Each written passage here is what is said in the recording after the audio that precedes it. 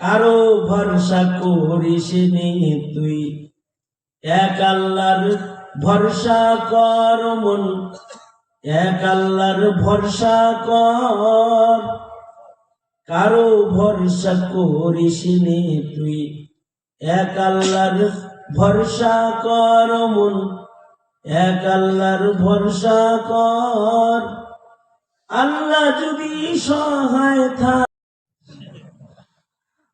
হেরা কয় না যে দেন, আর যদি দেখে যে ব্যবসা ভালো চাইলে দিব, তার কাছে চাই, যার কাছে পায় তার কাছে চায়। যদি একজনে পায় বাকি ভিক্ষুকরে খবর দেওয়া দেয়,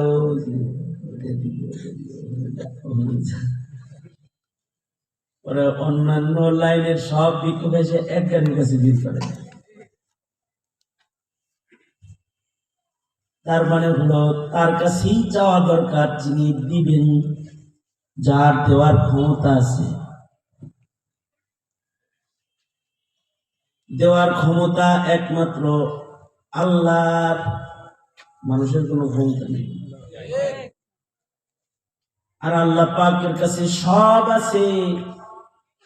আমার যা দরকার সব কার কাছে আছে? জোরে বলেন। সব যার কাছে আছে তার কাছেই তো চাওয়া দরকার। কি পরিমাণ আছে, কতটুকু আছে, সবাই মিলে আজ যদি আমরা চাই তাহলে আল্লাহর খাজানা শেষ হইব না। আমার কাছে চাইলো একজন, তাই বললাম নাই। বাসা থেকে বের হয়েছি, পরিচিত এক ভিক্ষুক বলে হুজুর 500 টাকা দেন, বিশ্বাস করি না। বললাম সাথে নাই, চলো মাদ্রাসায় যাই। আছে কিন্তু সাথে নাই। কখনো বলতে হয় ভাঙতি নাই, আছে 1000 টাকার নোট, এটা দিয়ে দিল, আমার বাজার করার টাকা নেই। ঠিক না? এরকম হয় না? দেন ভাই দেন, কয় ভাঙতি নাই। আছে কিন্তু দেওয়ার উপায় নাই, তার ভাঙতি নাই। আছে কিন্তু কাছে নাই, দূরে আছে। কারণ কাছে আছে,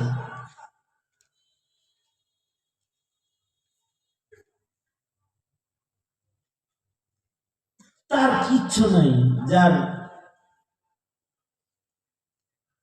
সাথে সাথে দেওয়ার ক্ষমতাই যার নেই, তার তো কিছু না। কিন্তু একজন আছেন যিনি এটা বলবেন না যে বাংটি নেই, এখন নাই, পরে, অথবা এটাও বলবেন না যে বাজেট শেষ। বলে না চামড়ার টাকা বিতরণ করা শেষ, এটা হলো আওয়াজ। আমি তখন ছাত্র, আমার মা আমাকে পাঠাইছে আমার এক নিকট আত্মীয়র বাড়িতে কোরবানির গোশত দিয়ে। আমি কোরবানির গোশত নিয়ে এই ফ্ল্যাটের দরজায় দাঁড়ায় কলিং বেল চাপছি। ভিতর থেকে যখন দূরবীন দিয়ে দেখছে যে মাথায় টুপি, মনে করছে চামড়ার টাকা নিতে এসে। এই চামড়ার টাকা নাই, যান হুজুর যান। আমি দরজায় দাঁড়ায় আওয়াজ দিয়ে বললাম আমি নিতে আসিনি, দিতে আইছি। এই খুলেন, আমি নিতে আসি নাই, আমি দিতে আসছি। আত্মীয় তো খুলে সব দিচ্ছে।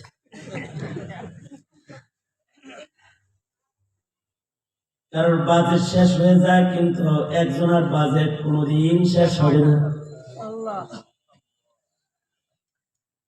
আল্লাহর বাজেট, আল্লাহর খাজানা কত বড়। পৃথিবীর সব মানুষ, সব ইনসজিন, সবাই মিলা যদি আল্লাহর কাছে একসাথে চায়, আর আল্লাহ তাআলা যদি একসাথে সবাইকে দেয়, সাগর থেকে সুই দিয়া পানি উঠাইলে সাগরের পানিতে যেমন কমতি আসে না, মহান আল্লাহ সবাই একসাথে দেওয়ার পরেও আল্লাহর খাজানার কোনো কমি আসবে না।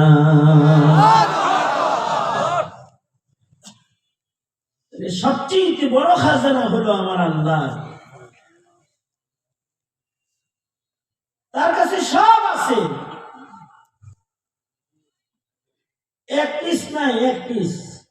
আমাদের কারোর কাছে এক পিস আছে, এই দোস্ত এইটা নেই পছন্দ, না না না এইটা একটাই, এটা দেওয়া যাবে না, খুব মহব্বতের, কিন্তু এক পিস হওয়ার কারণে দেওয়া যাইতেছে না। এরকম আল্লাহ পাকের কাছে কোনো কিছু এক পিস না, অল্প না, থুরা না। আল্লাহ পাকের খাজানা সারা দুনিয়ার সব মাখলুকরে একসাথে দিয়ে দিলেও শেষ হবে না। আল্লাহু আকবার।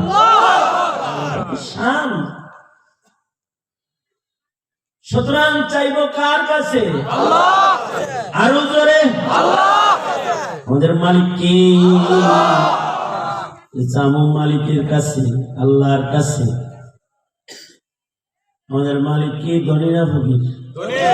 দুর্বল না শক্তিশালী? কেউ যদি ছেলের দরকার হয় তো বলেন তো ছেলে কার কাছে? মাজারে না আল্লাহর কাছে? কারোর যদি মেয়ে দরকার হয় মেয়ে কার কাছে? কারোর যদি টাকা দরকার হয় টাকা দিবে কে? কারো যদি ক্ষমতার দরকার হয় দিবে কে? হ্যাঁ বলেন, জোরে বলেন, আওয়াজ করুন। কেউ কাউকে দিতে পারে না, দেন কি? আল্লাহ। এজন্য কারোর উপরে ভরসা করে লাভ নাই। দাদার উপরে ভরসা করে লাভ নাই, মোদি দাদার উপরে ভরসা করে ভরসা কার করে? কারো ভরসা করিস নি তুই, এক আল্লাহর ভরসা কর মন, এক আল্লাহর ভরসা কর। কারো ভরসা করিস নি তুই, এক আল্লাহর ভরসা কর মন, এক আল্লাহর ভরসা কর।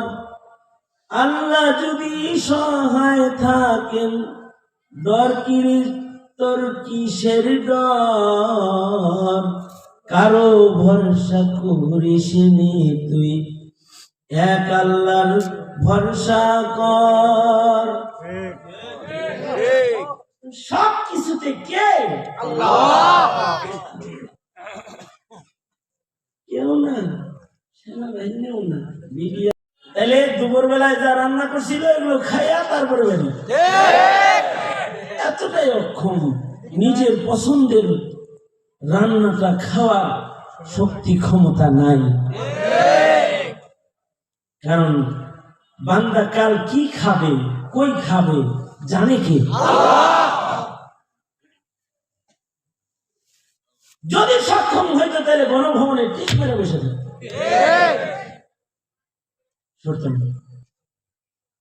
কিন্তু বসে থাকেন, পালাইছে। স্বাধীনতার পরে এ পর্যন্ত এমন পালিয়ে যাওয়ার রেকর্ড বাংলাদেশের কোন নেতা নেত্রী নেই। আমি মাঝে মাঝে কল্পনা করি আর যদি সাহস করে একটু পয়সা থাকতো,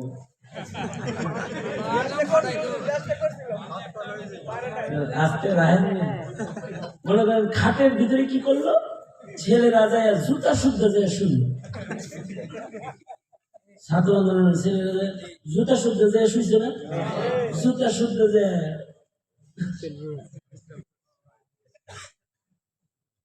ষোলো বছরেও ঘরে ঢোকার অনুমতি ছাড়া কেউ ঢুকতে পারে না। সেখানে যায় ছাত্ররা পায়ে পায়ে জুতা দিয়ে শুইছে। তারপরেও যদি হিম্মত করে সাক্ষ্য নিজের মনে করে যদি বসে থাকতো তাহলে কি হইতো? আমি কল্পনা করি মাঝে মাঝে, গণভবনের পাশ দিয়ে যখন যাই আসি তখন দেখি যে গণভবনের ডবল গাঁথনির ইট নাই, খুলে লয়ে গেছে। হাসিনা যদি পাইতো গায়ের চামড়া খুলে ফেলতো, ছাত্র জনতা চামড়া খুলে নিত, কারণ সক্ষম না, অক্ষম।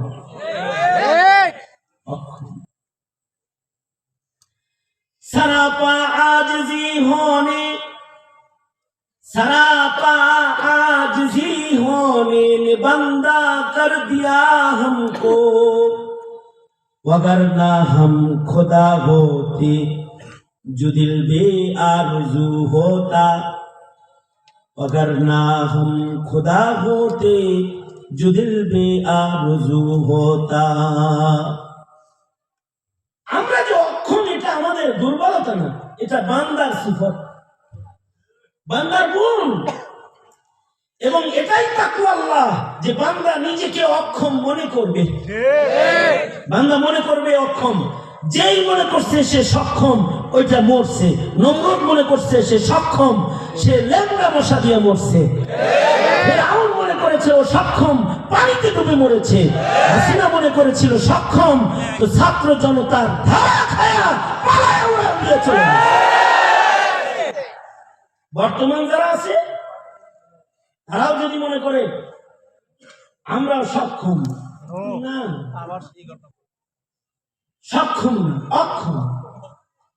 আমি নিজে অক্ষম, বাথরুমে গেলেই তো টের পান, আপনি নিজে বুঝেন না কেন? মানুষ কতটা অক্ষম যে মানুষের দুইটা ছিদ্রই কন্ট্রোল নাই। এর সাথে জুইট মতো দুইটা হইলে গাড়ি থামা হইলেও মুক্তই করবে না, গাড়ি না খাই। আর বাথরুমে চাপ দিলে তো কামি শ্বাস।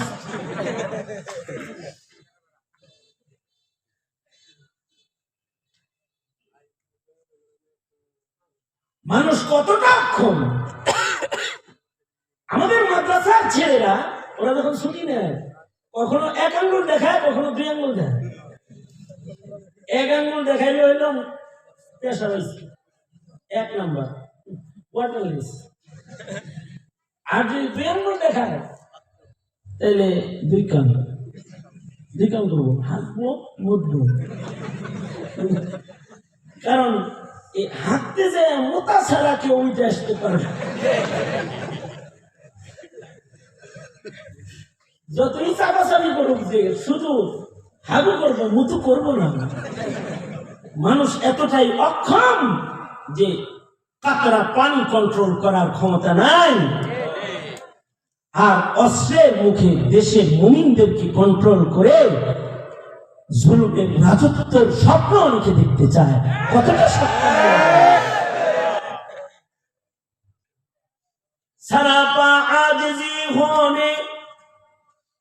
सरापा आजिज़ी होने ने बंदा कर दिया हमको।